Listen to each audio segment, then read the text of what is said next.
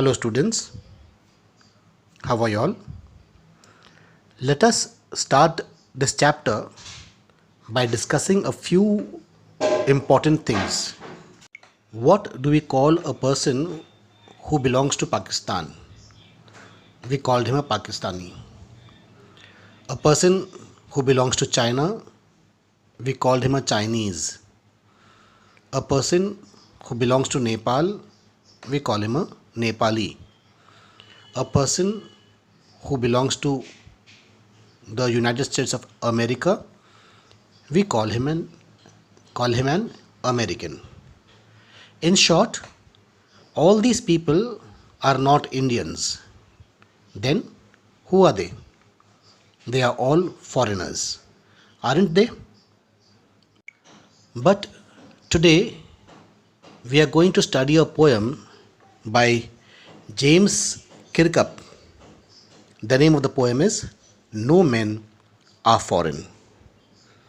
And as the great thinker Socrates rightly says, I am a citizen, not of Athens or Greece, but of the world. So, the central theme of this poem is universal brotherhood. With the poet James Kirkup, he tries to stress upon the listeners that we are not foreigners. At many places, he calls us all as brothers, as his brothers. This poem talks about the impact of war on the life of people. It is, in fact, an anti war poem. It calls upon the attention to the fact that humans are all the same despite the differences in their race, their geographical condition, their languages, how they look, which country they belong to. Further, if we are prejudiced in the name of countries, if we wage war against each other, we bring doom upon ourselves only. The poem is written in free verse, that is, there is no rhyming scheme. It is a 20-line poem in 5 quatrains. Quatrains mean each stanza having 4 lines. It is called a quatrain. So there are 5 stanzas of 4 lines each. And the central idea of the poem is universal brotherhood. So let's discuss the poem in detail. Let's see what the poet wants to convey through his poem, No Men Are Foreign. Remember, no men are strange, no country is foreign. Beneath all uniforms, a single body breathes. Like ours, the land our brothers walk upon is earth like this, in which we all shall live. So, in the first stanza, we can clearly understand to whom the poet is addressing the poem. To who is the poet speaking to? Who is he saying? Remember, no men are strange, no country is foreign. कवि किससे बात कर रहा है? कवि हम सब से बात कर रहा है. हर एक वह व्यक्ति जो ये कविता इस वक्त सुन रहा है, इस वक्त कविता पढ़ रहा है, कवि उन सब से बात कर रहा है. So the literary device used at the very beginning of the poem is apostrophe. What is an apostrophe? An apostrophe is a poetic device where the speaker of the poem addresses a dead or an absent person, an abstraction, or an inanimate object. Here, the poet is addressing all his readers. Therefore, it's an apostrophe. Remember, no men are strange, no country is foreign. By this line, what the poet is trying to say that Everybody everywhere else is the same. No men are foreign. Who has made these political divisions? Did God divide us by making boundaries? Did nature create us different? Did nature make the Pakistanis different from the Indians, the Chinese different from Indians? Okay, the way the Chinese look may be different because of the altitude where they live. The Africans may be dark in color because of the latitudinal positioning closer to the equator. But that does not define a country. Therefore, the poet says, remember, no men are strange, no country is foreign. We all belong to the same one planet, Earth. We all belong to the same one race, humans, humanity. Therefore, he says, remember, no men are strange, no country is foreign. Beneath all uniforms, a single body breathes. Beneath all uniforms. Which uniform is he talking of? Here, since the poem is an anti war poem, so we can take it that the poet is talking about the uniform that the military of different countries wear. The Pakistanis, they have a different uniform for the army soldiers than the Indian army. The Chinese, they have a different uniform than the Indian army. So what the poet is trying to say, beneath all uniform, a single body breathes. That is, every soldier, no matter which country he belongs to, is a human being. If he peel off his uniform, he has the same organs, the same dimension, the same blood like everybody else. So beneath the uniform is a human body. Beneath all uniform, a single body breathes like ours. The land our brothers walk upon is earth like this, in which we all shall live. Here again, the poet has used another figure of speech, that is metaphor. A metaphor is a direct comparison between two different things. Here, the poet is comparing the entire human race as if they are his own brothers. When he says, the land our brothers walk upon is earth like this. The land our brothers walk upon. So he's referring to the humans living on the other side of the border. Is earth like this, in which we all shall live. We all shall live.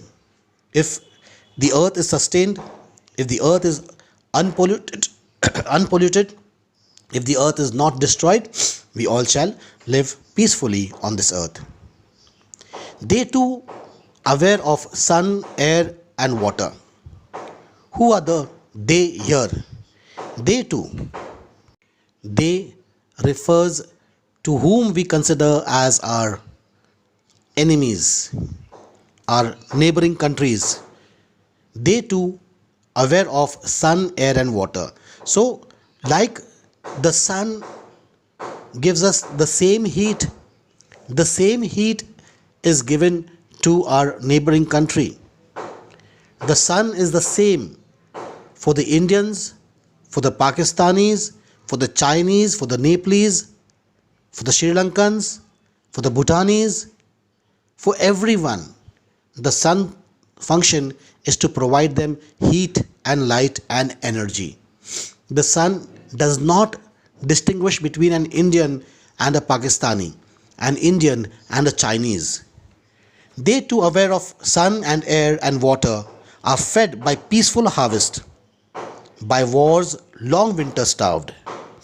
So when there is peace everywhere, the harvest is plentiful.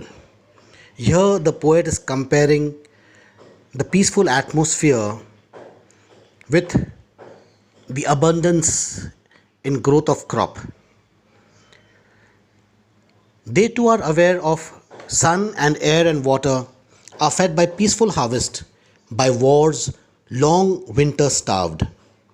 Okay, by wars, long winter starved. See the poetic thought that is given here. Wars are compared to winter. Winter is a time, especially in the European countries, where the entire region is covered with snow, where the trees they shed their leaves, they are bare, there is no fruits on the leaves, there are no leaves on the trees. So the poet is comparing a time of war, a period of war, with the winter season. The peaceful harvest season is a season of plentiful, whereas the season of war is a time when there is lack of food. So again, there's a metaphor that is used here. War is compared with winter season. Their hands are ours, and in their lines we read a labor not different from our own. When the poet says their hands are ours, what does he mean? He means to say that they too have the similar hand, the similar hands that we have. They have to work hard, they have to labor hard in order to earn their living. And in their lines we read a labor no different from our own. In the lines, okay, according to palmistry, we can predict the future of a person by reading the lines on the palms. So here the poet is making a reference that no matter which country a person belongs to, the person there too has a similar destiny, a similar fate like we have. We have to labor, we have to work hard. There is no difference between them and between us. Without work, neither they nor we can earn our livelihood. Remember, they have eyes like ours that wake or sleep, and strength that can be won by love. In every land is common life that all can recognize and understand. In the third stanza, the poet says to remember they have eyes like ours that wake or sleep. They to get tired, they to feel sleepy, they sleep like we do. The night is meant for sleeping, the day is meant to work, to stay awake. It's a different thing that nowadays we see that our lifestyle is changing. Many of us they party right into the night, they party hard. Nowadays, because of the mobile phone, we stay awake till late in the night time playing various games, chatting with our friends on WhatsApp, on other social media. But actually, the night is meant for sleep. So he says, remember, they have eyes like ours that wake or sleep. Okay, like the eyes blink in the same way as our eyes is blinking. When they fall asleep, they don't sleep with their eyes open. They close their eyes when they sleep, and when they are awake, they open up their eyes. So the eyes like ours that wake or sleep, and strength that can be won by love. No matter how strong a person is, you cannot give violence for violence and expect to win. If you use a sword to slay your enemy, you might have slayed the person but not the enemy. You might have killed a person who you considered as your enemy, but by killing him, you will make more enemies. If we say that we would kill all the terrorists, these terrorists too, they have their families, they have their friends. To us, they might be terrorists. To them, they might be heroes who have sacrificed their life for a given cause. So ultimately, what are we doing? We are not winning over the enemy. The best way to win over the enemy is through love. Therefore, he says, by love, and strength that can be won by love. Strength can be won by love, no matter which country that person to understands the language of love. In every land is common life that all can recognize and understand. In every land is common life. Life is common to everyone. When do we say that we are alive? When we are breathing, when we are moving about, when we are working, when we are enjoying ourselves, when we are playing, when we are studying, when we are reading. Life is similar everywhere. The students here might be studying a different language, might be studying a different subject. The students far off in New Zealand, in South Africa, in Kenya, they too have to study like us. Maybe the subject is different, the language is different, the theme that they study is different, but they have to study. So, in the life, everywhere is common, in every land is common life that can recognize and understand. Life is what? If you can recognize and that all can understand, that all can recognize. Let us remember, whenever we are told to hate our brothers, it is ourselves that we shall dispossess, betray, condemned. Remember, we who take arms against each other. So, here in the fourth stanza, the poet is asking us to remember whenever we are told to hate our brothers. Who tells us to hate our brothers? Who is our brothers here? Our neighboring country, the Pakistanis, the Chinese, the Nepalis, the Sri Lankans. They are our neighbors. So, if in case our political leader or political leaders, whoever comes in power, when he says that we have to pick up arms against the Chinese, we have to pick up arms against the Pakistanis, maybe that political leader has a political ambition. It is his own ambition. It is his own personal gain that he is thinking of. Maybe he wants to stay in power for a longer period of time. He wants to be more popular, saying that we have won a war against the Pakistanis, we have repelled the Chinese. It is not the politician who goes and fight wars. He makes the soldiers to fight war. So here the poet is telling us, let us remember, whenever we are told to hate our brothers, it is ourselves that we shall dispossess. When we fight wars, when we go to the war front, the bullet does not recognize a father, a son, a brother. The bullet goes and hits its target. The target might be a son of someone, a young husband, a young brother, a father of someone. What are you doing? The same bullet from the other side can be your target. You might be the target of that bullet. It might injure you. In this way, you are dispossessing your own self. It is ourselves that we shall dispossess, betray, and condemn. So we are killing our own brothers, maybe on the other side, wearing a different uniform.